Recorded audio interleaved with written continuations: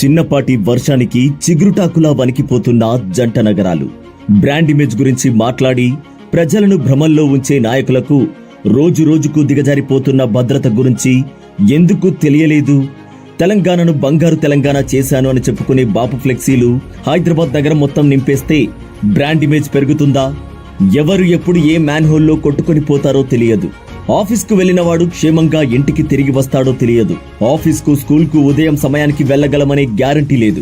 వర్షం వస్తే ఏ కాలనీ ఎప్పుడు మునుగుతుందో తెలియక బిక్కుబిక్కుమని గడపవలసిన పరిస్థితి. 10 ఏళ్లు పిట్టకథలు చెప్పిన కేసీఆర్ సమస్యకు పరిష్కారం చూపాల్సింది పోయి డబ్బు కక్కుర్తితో కొత్త కట్టడాలకు పర్మిషన్ ఇవ్వడం, నాయకులు ఎఫ్టీఎల్ భూములు కబ్జా చేసి ఫామ్ హౌస్లు నిర్మించుకోవడంతో ఇప్పుడు రాజధాని పరిస్థితి దయనీయంగా మారింది. పబ్లిసిటీలకు 100 కోట్లు ఖర్చు చేసే కేసీఆర్ భావితరాలకు ఇలాంటి రాజధాని ఇవ్వడంతో ప్రపంచంతో అభివృద్ధిలో ఎలా పోటీ పడగలదని భావించాడు. 10 ఏళ్లు కేసీఆర్ హైదరాబాద్ బ్రాండ్ ఇమేజ్ పెంచడం దేవుడెరుగు, కానీ బ్రాండ్ ఇమేజ్ మొత్తం సర్వనాశనం చేశాడు. ఇప్పుడు రేవంత్ రెడ్డి గారు హైడ్రా పేరుతో చేస్తున్న ప్రయత్నం రాజధాని భవిష్యత్ మార్చడంతో పాటు జనానికి వరదల నుండి విముక్తి చేయడానికి శాశ్వత పరిష్కారం చూపిస్తుంటే ప్రశంసించాల్సిన నాయకులు కొందరు విషం చిమ్ముతున్నారు. అయ్యప్ప సొసైటీ కూల్చాలి అని రోడ్డెక్కిన బీఆర్ఎస్ నాయకులు కవిత ఆ ప్రయత్నం ఎందుకు ఆపారో అందరికీ తెలుసు. రేవంత్ రెడ్డి గారి ప్రయత్నం ఆపడానికి రేవంత్ బెదిరింపులతో తమలాగా వసూలు చేసుకుంటాడని విషపు ప్రచారంతో బురద చల్లారు. రేవంత్ రెడ్డి గారు స్వంత పార్టీ నాయకులను, కుటుంబ సభ్యుల ఇళ్లను కూడా వదలకుండా చట్టం ముందు అందరూ సమానులే అన్న భావనతో దూసుకొని వెళుతుంటే జనం జేజేలు పలుకుతున్నారు. విజన్ ఉన్న నాయకుడు ఎలా ఉంటాడో రేవంత్ రెడ్డి గారు హైడ్రాతో చేస్తున్న పని నిదర్శనం. 111 జీవో రద్దు చేసి 1000 ఎకరాలు కొట్టివేయడానికి కేసీఆర్ చేసిన హంగామా, జనానికి అసెంబ్లీ, మీడియా సాక్షిగా చెప్పిన పిట్ట కథలు జనం చూశారు. ఒకవేళ కేసీఆర్ 3వసారి అధికారంలోకి వచ్చి 111 జీవో అమలు చేసి ఉంటే కేసీఆర్ నిర్ణయంతో రాజధాని బలిపీఠం మీద ఎక్కవలసి వచ్చేది.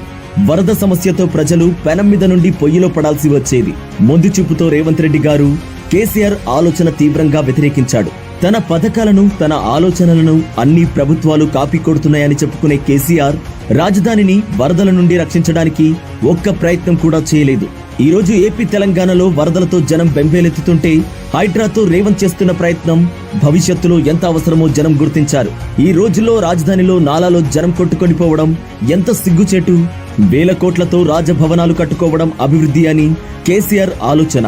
సాధారణ పౌరుడు ధైర్యంగా తన ఇంట్లో నిద్రించేలా ఉండాలనేది రేవంత్ ఆలోచన. హైడ్రాతో రేవంత్ రెడ్డి చేస్తున్న పని సింహం మీద స్వారీ అని కొందరు చెబుతున్నారు. నిజం చెప్పాలి అంటే రేవంత్ తీసుకున్న నిర్ణయం ఒక దమ్ము ఉన్న నాయకుడు చేస్తున్న గొప్ప పని. ఇప్పుడు దేశానికి ఆదర్శంగా రేవంత్ ను జనం చూస్తున్నారు.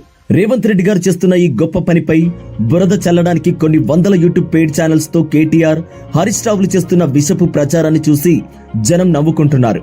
తన స్వంత మీడియాలో విషం చిమ్ముతూ బ్రేకింగ్ న్యూస్ రాసుకుని పైశాచిక ఆనందం పొందే బిల్లా రంగాలకు ప్రజాకోర్టులో శిక్ష తప్పదు.